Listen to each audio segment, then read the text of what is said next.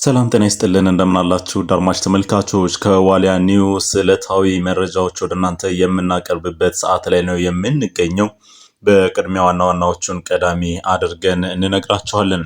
ወደ አድማጭ ተመልካቾች ከዛሬ ጀምሮ በተከታታይነት መረጃዎችን ወደ እናንተ ማድረሳችንን የምንቀጥል ነው የሚሆነው። እናንተም አብሮነታችሁን እንዳይለየን በአክብሮት እንጋብዛለን። የዩቲዩብ ቻናላችንን ላይክ፣ ሼር እና ሰብስክራይብ በማድረግ እንድትወዳጁን በመጋበዝም እነሆ መረጃዎቹን አስደምጣችኋለሁ። የአማራ ፋኖ እያደረገ የሚገኘው አውደ ግንባር እንቅስቃሴ ዛሬም ተጠናክሮ እንደቀጠለ ነው። የአፋብን ጎንደር ጠቅላይ ግዛት በላይ እዝ የ208ኛ ራስ አሞራ ውብነህ ኮር መግለጫ ይዞ ወጥቷል። በተለይ በጎንደር ግንባር እየተፈጠሩ ነው ከሚባሉ የልዩነት ሀሳቦች ጋር ተገናኝቶ ከሰሞኑ በርካታ ኮሮችና ክፍለ ጦሮች የተመሰረተውን የፋኖ አንድነት በመደገፍ መግለጫ ይዘው እየወጡ ነው የሚገኙት። ከነዚህ መካከልም የ208ኛ ራስ አሞራ ውብነህ ወቅታዊ የአቋም መግለጫውን ያንጸባረቀበትን እውነት ወደ እናንተ የምናደርሰው ነው የሚሆነው። በዚሁ የጎንደር ጠቅላይ ግዛት የበላይ ዘለቀ ከፍተኛ አመራሮችና በቀጠና የሚገኙ የድርጅት አመራሮች የበላይ ጠባቂ አባቶች በጋራ በመሆን ከአንድነቱ ማግስት ቀጣይ በሚሰሩ ስራዎች ዙሪያ ከማህበረሰቡ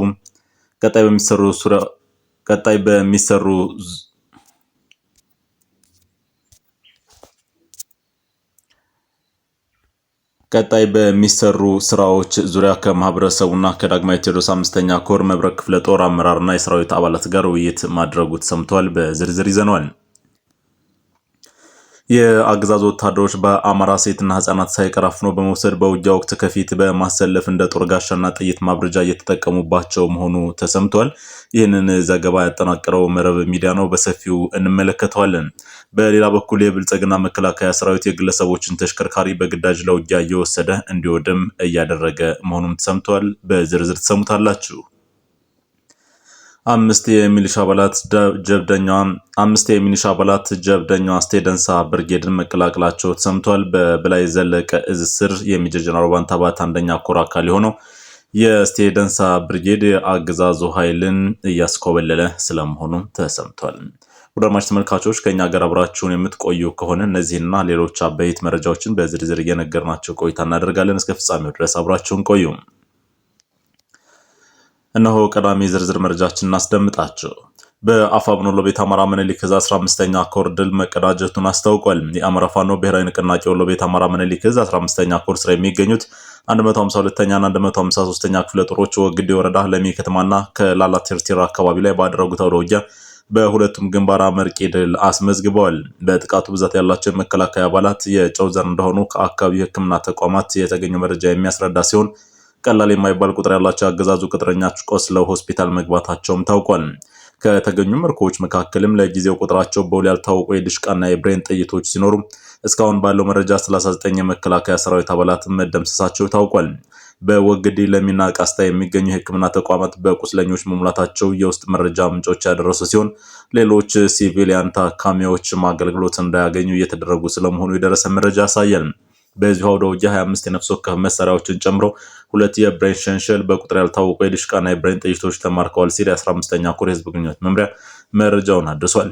በሌላ በኩል በዚሁ በወግዲ ግንባር ትንቅንቅ አገዛዙ 11ኛ ዕዝ 87ኛ ክፍለ ጦር አንደኛ ሬጅመንት አዛዥ ሻለቃ ጥላሁን በወግዲ ውጊያ መገደሉም ተሰምቷል። በወሎ ቤት አማራ ቀጠና ወግዲ በተደረገው ተጋድሎ ጀግና አማራ ፋኖ ብሔራዊ ንቅናቄ ምኒልክ ዕዝ 15ኛ ኮር ስር 45ኛ ክፍለ ጦር አርበኞች በወሰዱት እርምጃ የጠላት አከርካሪን ሰብረው አንጸባራቂ ድል መቀዳጀታቸው ነው የተሰማው። አምስት የሚሊሻ አባላት ጀብደኛዋን አስቴ ደንሳ ብርጌድ መቀላቀላቸው ተሰማ። በአፋብን ጎንደር ጠቅላይ ግዛት በላይ ዘለቀ የሜጀር ጀነራል ባንታባት አንደኛ ኮር አካል የሆነው እና የጉና ክፍለ ጦር ስር የሚገኘው አስቴ ደንሳ ብርጌድ አገዛዙን ሚሊሻ አባላት በማፍረራስ ድል እያስመዘገበ ቀጥሏል።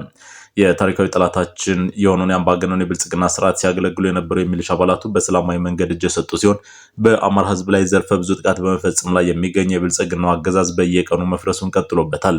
ስለሆነም በትላንትናው ዕለት ነሐሴ 1 2018 ከነሙሉ ትጥቃቸው ብርጌዷን የተቀላቀሉት የአገዛዙ አባላት ደሳለኝ መስፍን፣ ይገርማል መንግስቴ፣ የተሻገረ ያለው ስጦታው አበባው፣ እንዳሻው አታለል የሚባሉ ናቸው።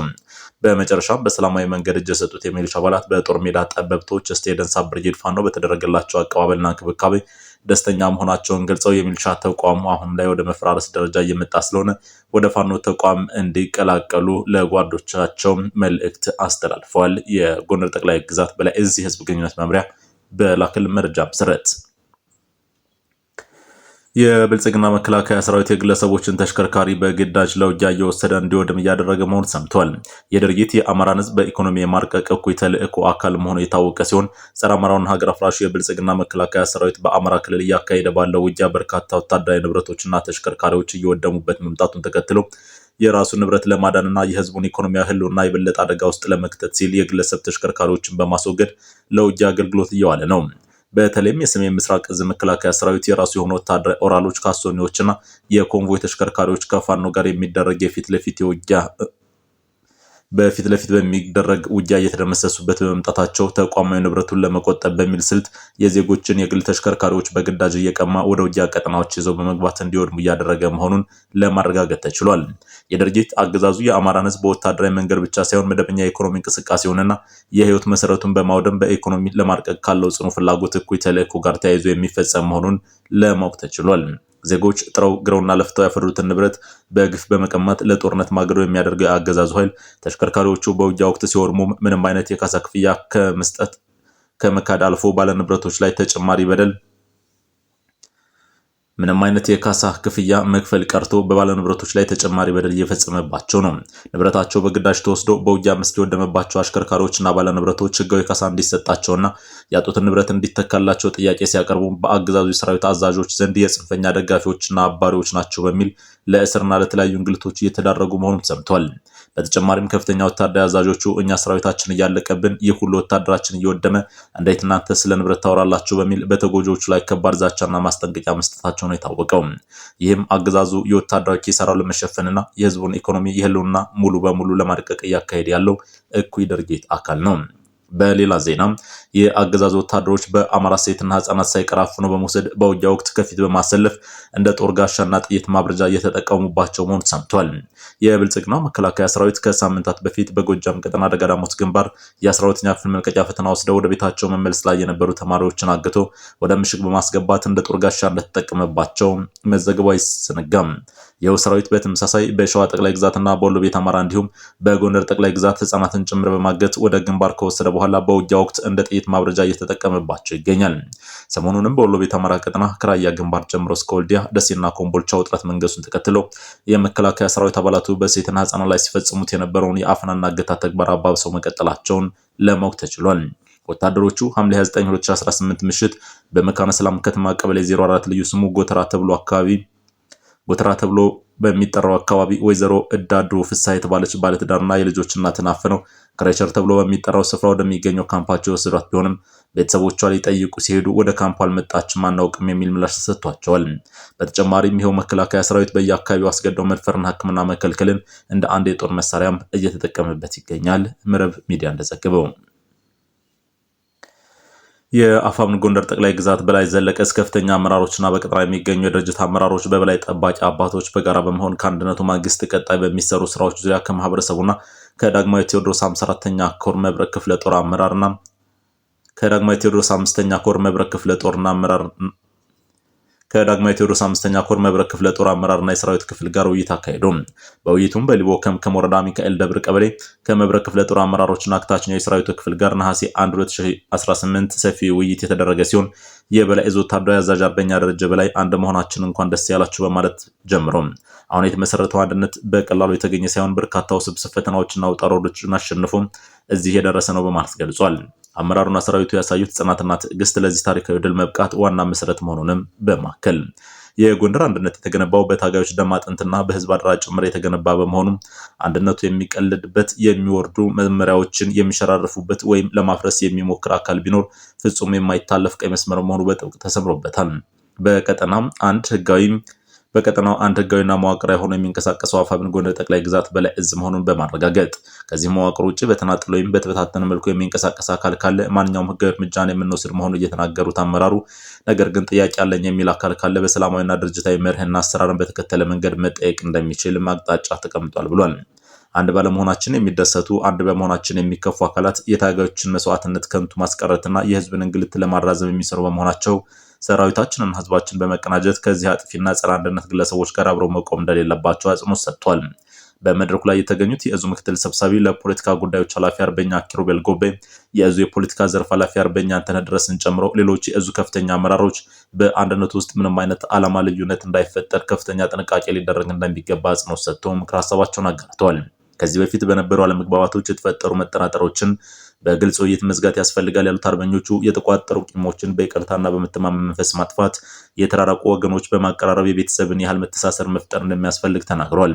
ያለ አግባብ የተወሰዱ ንብረቶችን ወደ ባለቤቶቻቸው መመለስ፣ በተለያዩ ምክንያቶች ተበታትነው የነበሩ አደረጃጀቶችን በአንድ ጥላ ስር ማሰባሰብ፣ የተጠናከረ መዋቅራዊና አደረጃጀት በመዘርጋት ፍጹም በሆነ መርህና መመሪያ በመስራት ሰራዊቱን ይበልጥ ማደራጀት፣ ውስጣዊ ልዩነቶችን በመፍታት ህዝብንና አገርን ከሚጎዳው የጋራ ጠላት ጋር በሚደረገው ትግል ድልን መቀዳጀት ላይ ትኩረት ያደረገ ስራ መሰራት አለበት ብለዋል ሲል የክፍለ ጦሩ ህዝብ ግንኙነት መምሪያ መረጃውን አጋርቷል።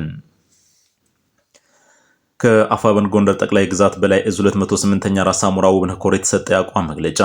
የአማራ ህዝብ የህልውናና ፖለቲካዊ መሪ የትጥቅ ትግል ከተጀመረበት ጊዜ አንስቶ ከፍተኛ መስዋዕትነት እየከፈልን የምንገኘኛ የ208ኛ ራስ አሞራ ውብነህ ኮር የሰራዊት አባላት ከአጽናፍ እስከ አጽናፍ በሀሳብ የበላይነት በማመን ከማንኛውም ወገን በመርህና በሀሳብ ለመሞገት ዝግጁ መሆናችንን እናረጋግጣለን። ነገር ግን የጎንደርን ክብር የታጋዮቻችንና የህዝባችንን ፍላጎትና ጥቅም በማያረጋግጥ መልኩ በታገልልሃለው ሽፋን የግል ወይም ቡድናዊ አመለካከትን ለማስረጽ የሚንቀሳቀስን ማንኛውም ግለሰብ ይሁን አካል አጥብቀን የምንቃወም ሲሆን ተቋማችን ለጎንደር ጠቅላይ ግዛት በላይ እዝ ልክ እንደ ሌሎቹ ኮሮች ያለን ሙሉ ደጋፊነት፣ ታማኝነትና በመርህ ላይ የተመሰረተ የትግል ቁርጠኝነት ያለ መሆኑን በሙሉ ልብ እናረጋግጣለን። ከዚህ በተጨማሪም በ208ኛ ራስ አሞራ ውብነህ ኮር ስር የሚገኙ ሁሉም ክፍለ ጦሮች የሰማዕታት አደራ አንድነት ጉባኤ በድር ኳዜ የተበሰረውን የጎንደር አንድነት በታጋይ ወንድሞቻችን እንደምና አጥንት የተገነባ መሆኑን አጥብቀን ስለምናምን የጉባኤው ሙሉ ውሳኔ ተቀብለን ለተግባራዊነቱ የምንሰራ መሆኑን እናስገነዝባለን። በመሆኑም ከዚህ ቀደም በኮራችን ስም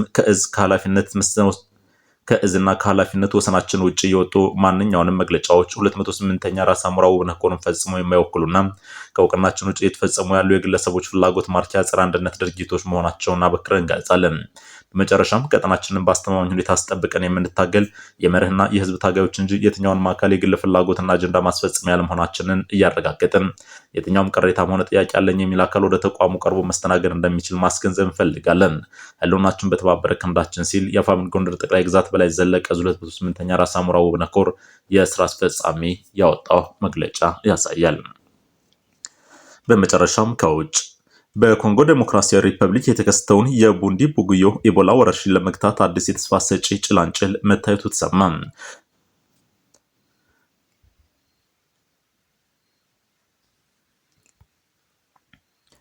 በኮንጎ ዴሞክራሲያዊ ሪፐብሊክ የተከሰተውን የቡንዲ ቡጉዮ ኢቦላ ወረርሽኝ ለመግታት አዲስ ተስፋ ሰጪ ጭላንጭል መታየቱ ተሰማ። የዓለም ጤና ድርጅት በወረርሽኙ ላይ ፈጣን ምላሽ ለመስጠት የሚረዱ አዳዲስ የክትባት አማራጮችን ይፋ አድርጓል። ባለሙያዎች በህጋዊ መንገድ ፍቃድ ያገኘውን ኤርቮይቦ የተባለ የኢቦላ ክትባት በሙከራ ደረጃ ጥቅም ላይ እንዲውል አስበዋል። ክትባቱ ቀደም ሲል ላዛየር ኢቦላ ዝርያ የተዘጋጀ ቢሆንም በቡንዲ ቡጉዮ ቫይረስ ላይ መከላከል አቅም እንዳለው በእንስሳት ጥናት መረጋገጡን የዓለም ጤና ድርጅት አሳውቋል። ክትባቱ በበሽታው ከተያዙ ሰዎች ጋር ንክኪ ያላቸውን ወገኖች ለመጠበቅ በሚደረገው ጥረት ውስጥም ምንም አይነት የደህንነት ስጋት የለውም ነው የተባለው። አሁን ባለው ሁኔታ ለዚህ የተወሰነ አዲስ ክትባት በበቂ ሁኔታ እስካልተዘጋጀ ድረስ ይህ አማራጭ ቅድሚያ እንዲሰጠው ተወስኗል።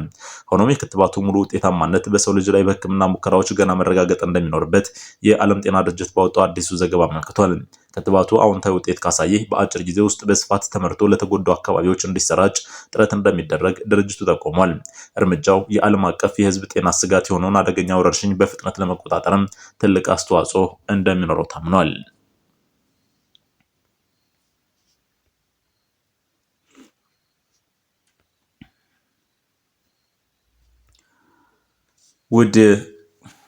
ውድ የዋልያ ኒውስ አድማጭ ተመልካቾች ለዕለቱ ያሰባሰብናቸው መረጃዎቻችን በዚሁ ተጠናቀዋል። ስለደመጣችሁን እጅግ አድርገን እናመሰግናለን።